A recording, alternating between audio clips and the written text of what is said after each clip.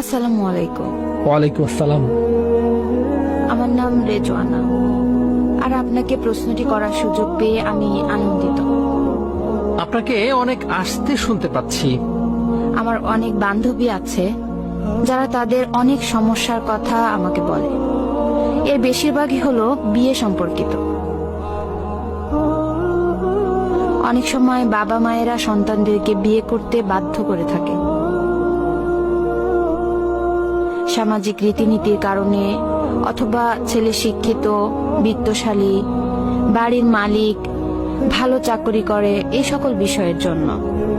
আমার প্রশ্ন হলো, বাবা মায়েদের কতটুকু অধিকার আছে সন্তানদেরকে বিয়েতে বাধ্য করার, বিশেষত এমন বিয়ের ক্ষেত্রে যেখানে মেয়ের সম্মতি থাকে না? ওকে, প্রশ্নটি শেষ হয়েছে? প্রশ্নটি এতটুকুই, তাই না? ঠিক আছে, আমি